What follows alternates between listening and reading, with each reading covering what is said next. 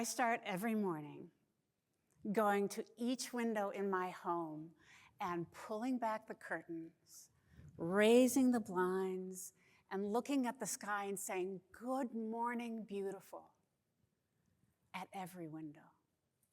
Because as I do this, I feel connected with a miracle that just happened, where the earth had rotated once again away from the sun and now back to it, and we say, hello to a new day. Same, but full of new potential.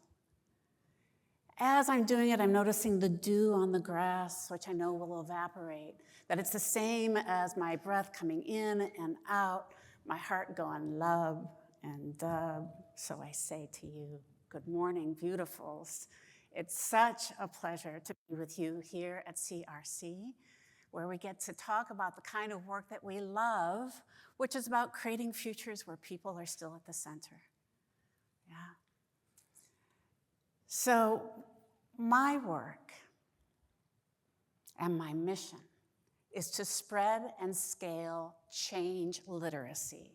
I'm here with the good news that change is readable, it's legible, and that when you can read change, you can lead change.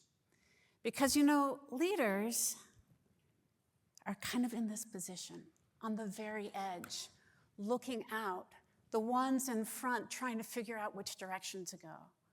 But now, as the pace of change continues to accelerate, it's clouding our view and we can't see it, and so it makes us just do the urgencies. And as I'm sure you are all aware, what I refer to as the headless chicken syndrome, where it's just batting things around. But guess who else is here? Futurists. And our view is a little different. Because what we can see amidst the chaos and the churn is that there are still patterns that tell us clues about where things are headed. And what's beautiful about this is that when you begin to see change and lead it, that strategy moves faster. That we do not have to sacrifice strategic direction for the urgencies. So this is one of the ways that we create that binocular vision where we have to attend to the present while still driving in the direction of where change is headed. We're not going to fight it, we're going to move with it and develop what I call the other AI, Anticipatory Intelligence. So, we know that this is a different time, however, and that Yogi Berra and his wonderful malapropisms, he was kind of right. The future ain't what it used to be. I have been a futurist since 2000. That makes this my 25th year doing this work. And for the first 15 years, it was very easy because what we call disruption was really market disruption. That our institutional lives, the economy, the structures by which we did everything were fairly simple and straightforward. So we could cast a view of where trends might be happening and almost always fell organically at about 10 years. Make it 15, 20, that would be fine too. However, I'm a futurist, so I kind of knew what was coming. And I felt often when I was on stages like this, like a pilot in the cockpit saying, "Okay, folks, put on your seat belts. There's turbulence ahead." You know, and people thought it was entertaining. Not that I did that, but that turbulence was an idea. Because, in fact, things were so relatively stable that the usual of just driving towards next quarter was what we've done. Until we can see it, we can't really believe it. But it is here. And the pandemic really made it very clear that this kind of turbulence is here, and we are moving into a time where it's not ever going to be otherwise again. There is a cycle afoot, and it's the same cycle that I greet every morning with. Here we are. It is renewed life. And we see this across society and history as well, that everything renews itself by having some order. It goes through disorder and reorder. And what we see is that After we've reached the top of a phase where things are going swimmingly, a few things start to die, and they give us signals that there's not as much life in them. Things are expiring. By the time we get to kind of a trough, we experience this personally as well. The chapter is ending, we're having to remake ourselves, but we're also getting a sign of things that are emerging. And that these are also clues of what's coming ahead, such that we then remake and reconstitute ourselves, our businesses, our societies, whatever it may be, and the cycle continues. This theme of watching signals that expire and those that are emerging are a clue for reading change. And what I'm going to do today is not make predictions, because I never do, but for one, which is by the time we're done today, you too will be able to read change so that you can lead change. That is the critical deal. So we are right on time, as it turns out, that societies renew themselves about every 100 years. And so just to demonstrate where we've been and where we may be headed, is that we can see, looking back 600 years, I wanted to take you for a little ride, where the late medieval order was also the reign of kings. And that was the church had one truth, one law, and that was what ran the show. But there were some people who didn't feel very good about that. One of them was called Martin Luther. And so after lots of people had tried to reform the church for a long time, but Martin Luther was alive during the time of the printing press. And so his writings disseminated across Europe and stirred people to revolt. There were pamphlets, there was all kinds of propaganda, and those began to be the conflict that really all disorder phases go through. Change requires chaos and disorder and conflict. This is the sad news. Yeah, but that is how change, which is combustible, makes new life. So here we are, we have everything breaking up, about 100 years of war before we get the next rule of law, the Westphalian order, we get some nation states. We begin to see that again, more reform is needed. There is the collapse of monarchy. Ultimately, they reform, and we have nation states that are now fueled by industrialization. Weapons grow, ability to go and colonize a little bit further, get more resources. We are now creating different kinds of empires that, guess what, always come back to clash. And so we go to the following one, which says that clash brought us 2 world wars at the beginning of the 20th century. And by the utter devastation that occurred after 6 years and 60 countries involved in World War II, it was time to reorder. And this post-World War II order is the one that we've been living in. And it became, unwittingly perhaps, the American hegemony during this time. And here we are, where we can see everything not only expiring, but really falling into disorder. Everything that we had known and taken for granted, all those years that I was making 10-year forecasts and more, we are in an unraveling of that time. And typically these transitions are decades long. So put your seatbelts on. Get centered. Start to read change. This is how we are going to go, because the exponentiality of this rate of acceleration, that's what it is. Exponential means it keeps going faster. So we just have a few hints. Typically when we reorder, we're trying to address what was falling apart. So possibly in this new era, we'll see some signs of new climate governance, technology governance, because there will be crises that require it. That's typically what drives change. We are now not a unipolar world, but it'll be a multipolar world. And perhaps we'll even be trying out some new economic models. We're going to be looking for all of those signs of their emergence while we're watching other things fall away. So while we are often not just in an era of great change, we are in that inflection point between eras. This is our time. This generation, it happens again about every generation, and here we are. So just to make the point of how fast this is going is to see how outdated this data point is. So from 2017 to 2022, the rate of change had increased by 200%. It's nuts. Which is only to validate that what you're feeling is real. However, let's take a look also because Accenture stopped doing the Global Disruption Index. They couldn't keep up with it, but instead we've got other data. So just year by year, let's take a look at what has happened. In 2003, 24, and 25 now, does it give us a clue of where we're headed? 2003, of course, was the banner year for breaking out generative AI, and that has completely shifted how we live, what production looks like, what work looks like, what relationships look like. In 2024, we had 70 countries holding elections, all in the same year. There were half of the world's population going to election booths. Phenomenal, and kind of at the peak of how far democracy had spread.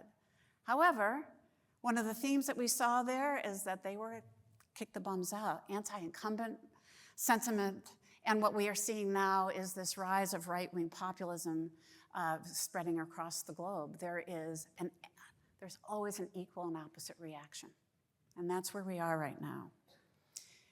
Currently, I can say it's really true that we get to say, this is not ending, y'all, right? Reorder will come. But disruption and the speed of change is what we have to get used to and we have to learn to navigate. And this is where change literacy will always keep you grounded, always. So if we extrapolate out those data points from the last few years and expect them to where they may be going, we may see in the next 5 years another 580%. This is a guesstimate, but it's based on what we've been measuring to date. So just to remind us of how all of these cycles work. Sorry.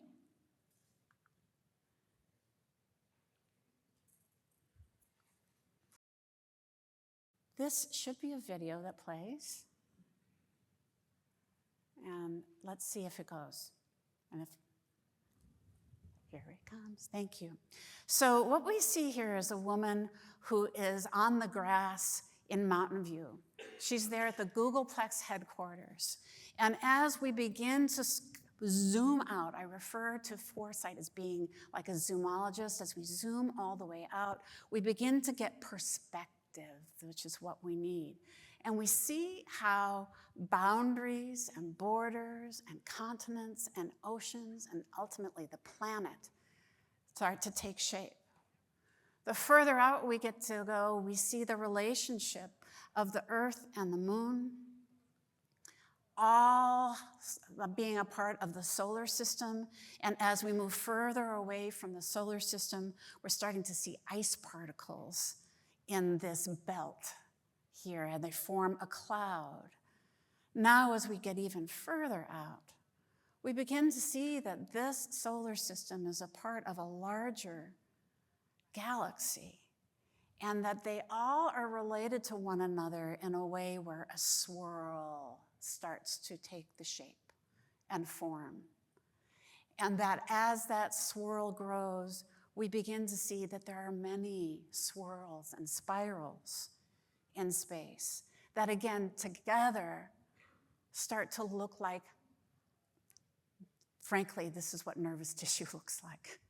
A neural network of everything spiraling, going through its cycles, so that when we come back down and we re-enter the world that we live in ultimately, we will come back to Earth with a new perspective, so that we can find Louise again, just basking in the grass, And what we'll notice now as we go through her eye to the back of her retina, we will pick up some of these same patterns into the blood vessel where red blood cells live. And if we go into the deep heart and inner interior of a red blood cell, we see the chromosomes. We start to see what we're looking at with just the proteins and the atoms as they begin to unfurl. And when we go and a little bit deeper yet, below electrons, we see what the best that humans can now investigate are the quarks. And at every level, what we are seeing is the same repetition of the pattern. This is a reminder for us that when I talk about a universal pattern of change, of order, disorder, and reorder, it lives in us, through us, in our organizations and our societies. It is critical when we are looking to make sense of what's in front of us that we do, which is in the subtitle of my book, to know what changes, what doesn't, so that we can be like Insights Association, all about what's next. Yeah?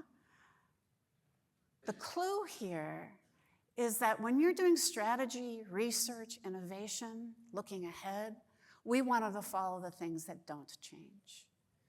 So recognizing the cycle of change, of order, reorder, disorder is one of the critical things. But the other one that doesn't change is human needs. And this is where you are so centered, right? Human needs remain the same across time. The only thing that changes is how we meet them, maybe how we express them. So we're looking for the shift in context. That's what changes. But the human need will keep you grounded in what you're investigating. I want to share with you a story about how that was the anchor for work that I did with Purina, where they had a very specific business objective. We want to grow the business by growing pet ownership and to see 10 million new pets in loving homes within the next 5 years. Now, I kind of find it fun to work with something so specific like that. It means that you really know something juicy that you get to make. So what I did was not look at industry trends or consumer trends. The CMO had a hunch that maybe the demographic changes might be affecting how we relate to animals in the home. Please have that as a starting point, but then he said, go anywhere, and so I did. But I began with what I always consider is a best question, something that gets to the heart of the issue, which for me was, why do people own pets anyway? Right? What is that all about? So it allowed me to look into some really unusual places, because when you stay close to the things that don't change, they are universal. They will take you across all industries, all manner of philosophy, nature, spirituality even. There are clues that get you into the richness of what you need to understand. So I was looking at what impact does pet ownership have on people's well-being and performance? What's the payoff and the value of having a pet in your life? And so where did I look? I began to explore the science of the human-animal bond. I interviewed people like paleoanthropologists and animal behaviorists, psychotherapists. I did observations in people's homes, at dog parks, adoption events. I always looking for what's the driver here. And then finally, if we wanted to affect home ownership going up, we had to also investigate what is that tipping point? What's the moment in which people say, yes, this is the time for me? And I mapped it to Erik Erikson's model of development so that we could see in different life stages where might be the moments that people will say yes to bringing a pet into their home. But here's what we really found. What we really found is that wherever pets were in homes, loving homes, that families did better, that students did better, that people who were ill healed better, that relationships were soothed by having a pet in the mix. So that we really found that while Purina had been focused on the nutrition in the bowl and taking care of Fluffy because you love Fluffy so much, is that we said, you know, you're kind of in a different business. You're in the human welfare business. Because the fact is, pets make people better people. They're more empathetic, they can stick with things longer, they are not dealing with loneliness. So we said that gives you a seat at so many tables, at work environments, in hospitals where healing is happening, where families are growing, where families are dissolving. You get a seat at that table. That's what comes from following, again, the universals of the things that don't change, centered on human needs. Your purpose, the organizational or brand promise and purpose should never change. The other thing that doesn't change are the forces of change themselves, and that's what I will share with you now. These are 4 forces, a model that I use for scanning change. And these 4 forces are the forces that shape societies, always have, always will. Even as we go through big era shifts, we will reconstitute ourselves from resources, technology, demographics, and governance. So we begin with resources. The way we sustain life is through natural resources. We have to have land and water and things to eat. Over time, we have to have energy to fuel our production and productivity. So this is absolutely vital. When resources shift, people do. Societies do. So resources is always primary. Next, we go into seeing, like currently, where might we see signals of what's expiring and emerging in the resource field today? Ripped from the headlines just this week. We're seeing that in China, that they have, they're unlocking what can be solar fusion. And perhaps these are things that we can see the first commercial plants by 2030. That's big. Remember, some of the new era might be developing that. We're also seeing that vertical farming is coming into play, and given the weather-dependent focus of agriculture and where people are moving, vertical farming may really take off. People have been talking about it for a while. Everything always needs its own tipping point. So here's where you might bring this to brands. What are the pressures on access to fresh foods and prices? Greater food insecurity starting to show up, perhaps? How can local abundance counter global scarcity? And does anxiety about energy and climate and food keep people up at night? Depending on your project, your brand, the innovation need, you'll be scanning resources to see what might be the implications, either on people's lives and or on the company and how it can make the product, right? So these are ways you begin to scan and look far afield. So the next force up is technology. We've got our resources. Now we have to have tools to harvest those resources. We have the tools that we make secondary product with. We secure our shelter, our food, we make food. We have dreams of flying. We now think we are on our way to moving to Mars. This is all through technology. So if we pause now to take a look at what's expiring and emerging, because this is how the scanning goes in each of these force fields, we can see signals in technology today that includes how we can put brain chips, right, the brain neural interface here, that are already beginning to give people who have been paralyzed and cannot speak access to language or after doing tasks. Very exciting. How do they work? They do so by reading your intent.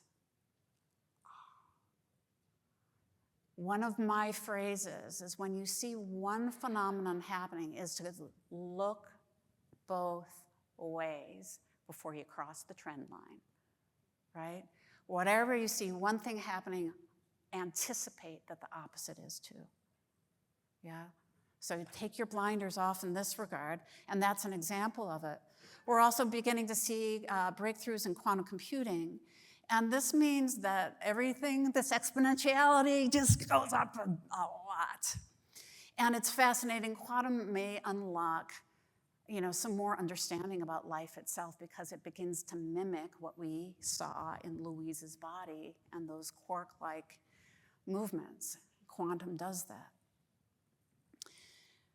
The third force field that we investigate is when we have people coming together, having resources to fuel and sustain them, technology that paves new possibilities and new ways to what they can make and do and create, and how well they can keep their group secure, safe, growing. Demographics matter. And typically, that has had a lot to do with the distribution of sex for procreation, of age for wisdom and for newbies coming on up, for work and labor. And so demographics always is related to how strong can you be over time. And when resources fail, technology's not enough, or the demographics fail, guess what happens? People move. And we've had a lot of movement. So we have climate refugees and conflict refugees and economic refugees and or just the choice to live and be someone else. And that has really defined us, and of course, we're getting backlash. But let's see what's happening in the demographic field if we just, again, do a scan for what's expiring and what's emerging. We're seeing, of course, that, when we are losing some of our workforce, we're losing some critical things, especially for an aging population with caretakers.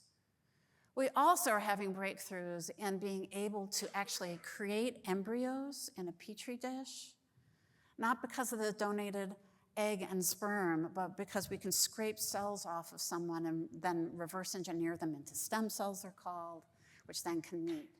We can insert and change the DNA so that you can have 3 people's DNA coming in to correct for certain conditions. So life is going to be begotten, lived, and extended in new ways. So again, depending on the assignments that you have, you'll be wanting to scan these force fields and consider what's expiring and emerging. It may not be these particular trends, but you can see by looking at these headlines that there are things that are moving all the time.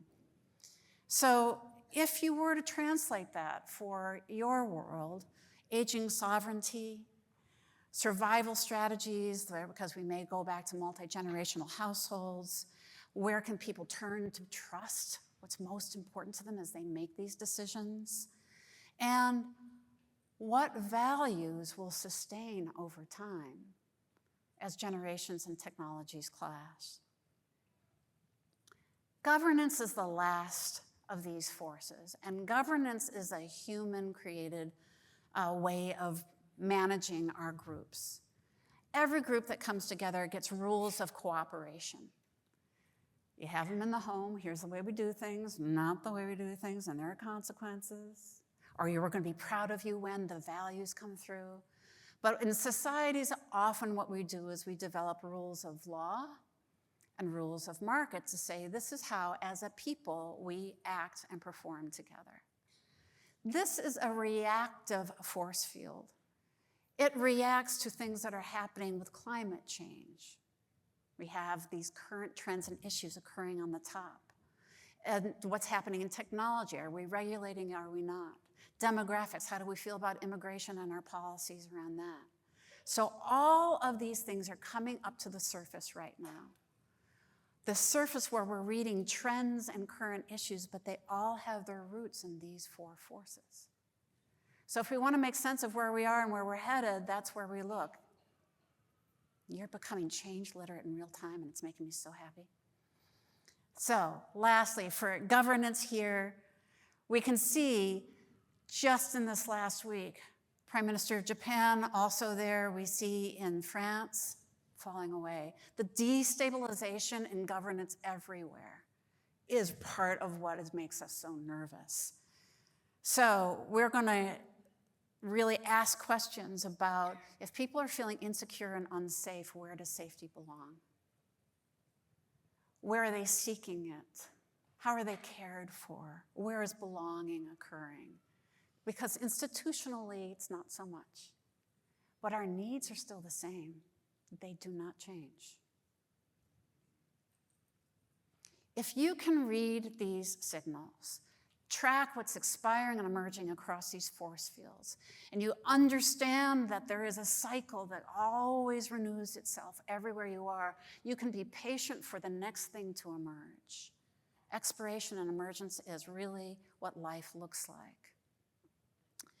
I had the opportunity to work with the General Mills Consumer Insights Group, y'all. It was super fun.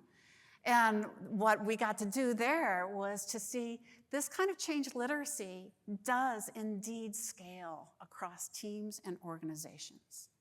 As I shared with you at the beginning, this is my mission. We can do this. And so we had an opportunity to do this. At the time, this was back in about 2005-06, 2003 to 2008, I ran the Push Institute, a look at what was pushing the future in new directions, and with it, the Push Conference. And there were groups that came from all around the world, and I live in Minneapolis, from General Mills as well. And the Consumer Insights team were going, why aren't we doing this? So they began to agitate inside and bring back all of the excitement that they thought give presentations.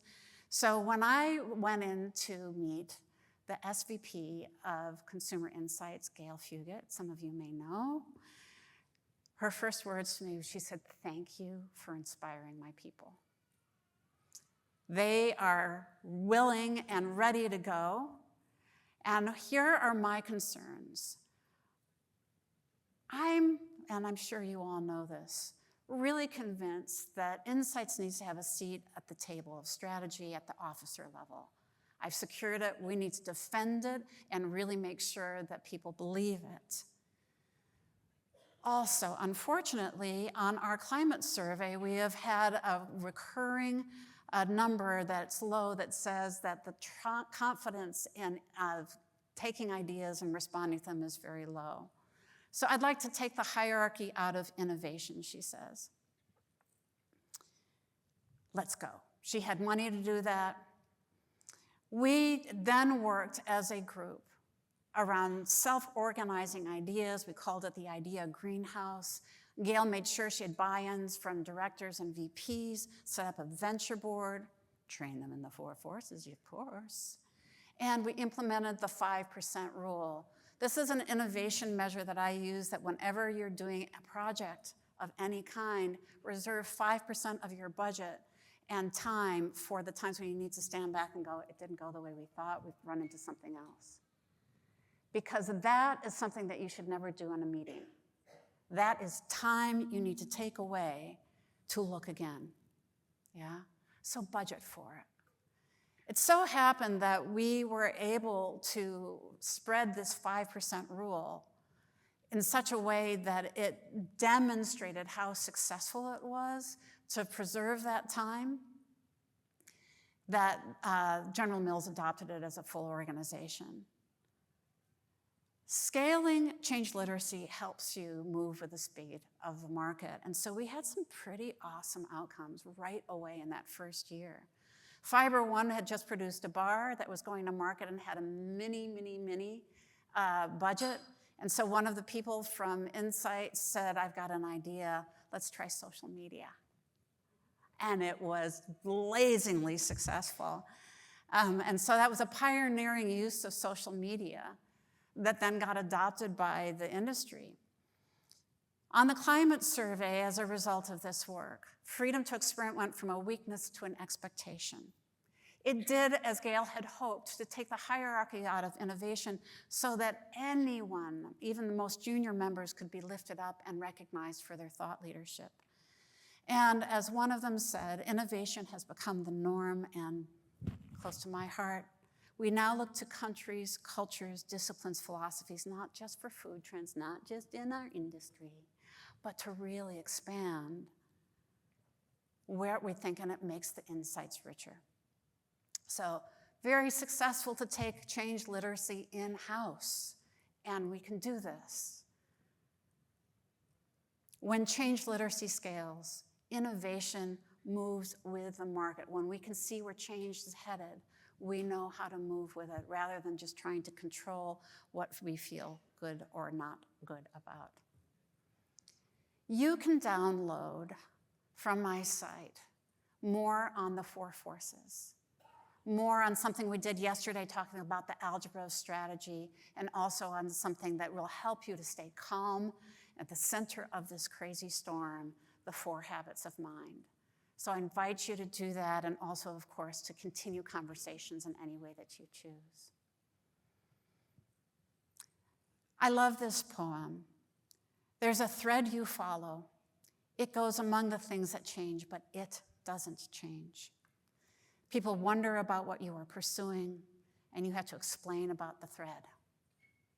You don't know where it's going either. But there it is. It is hard for others to see, but while you hold it, like your purpose, while you hold it, you cannot get lost. Tragedies happen, people get hurt or die, and you suffer and grow old. There's nothing you can do to stop time's unfolding. Good morning, beautiful. You're here again. You don't ever let go of that thread. And in this work, you don't ever let go of these universals that don't change. The cycle, the forces, human needs, and your purpose. I know that there are some good questions that have been cooked up by our friends, and I would invite that now. Yeah. Come on up. Wow, that was a very inspiring presentation and make me think so much. Thank you for that. My pleasure. Yeah, so I have my first question is like, in the book, Think as a Future, like a futurist, you encourage people to departure from linear thinking. How do you think that we should apply that to marketing research? That is actually a very linear process. What the people here in the room should do first? Well, I think they should start with the best question, right? Once you get into that philosophical territory, I talk about you need to get philosophical before you get practical. So find your question and find all the domains in which it lives. It almost always includes philosophy, for instance. You're looking at the nature of something. It spreads across all disciplines. So save your best practices, save your industry benchmarks for after you've done your own inquiry. It's really critical to do that. The other thing is keep learning, keep having new experiences, because it absolutely cultivates a brain that can think more associatively. Wow, thank you. Well, and I have one for you. I guess I'm mic'd up. You speak about making connections with what we don't know to imagine a wider range of possibilities. We're a really data-driven industry. How do we balance the quantitative work that we do with the potentially much more creative qualitative work that is also available to us? I think right now, what I'm sure a lot of these sessions are addressing, of course, is how AI is taking up a lot of space in research, and some of that's really like, thank goodness, right? Yeah. And it can do a lot of the quantitative and some qualitative work with you. But I do believe that where things are headed, and I think you're already doing this, is we're going back to the qualitative, the thing that only humans can do to get that deep insight. Maybe AI is going to give you more space to do that again. Yeah, because I know it's really moved a lot towards emphasis on the quantitative. Let's bring the qualitative back. You need it, and it's something that AI cannot do. Yeah. Thanks. That's good.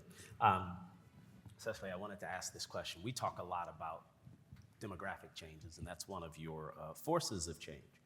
So whether it's millennials or Gen Z, like that's one element. But when you're thinking like a futurist and you have that futurist mindset, how would you recommend to this group of researchers to uncover those deeper, more meaningful insights, whether it's changing population structures or family units? What would you advise to be more in that futurist mindset? It always depends on the question, because it's never that generic, to be honest. You're going to be looking at a business problem to solve, or a particular interest about what kids need when they're in school. Like, all that context setting scopes your research. You're not looking everywhere. So you're not, I just gave you examples of what's expiring and emerging. It doesn't mean you're always using those examples. You're doing the ones that will have implications for what you care about. And it just helps you take into consideration, we've looked for how this all might roll together. Yeah, so other people talk about generations. I would never do that to any generation, because it depends on context. Yeah. That's good. Yeah. That's good. Thank you very much for your time and this beautiful presentation. Yeah, So, it's been a thank pleasure you. to be with you.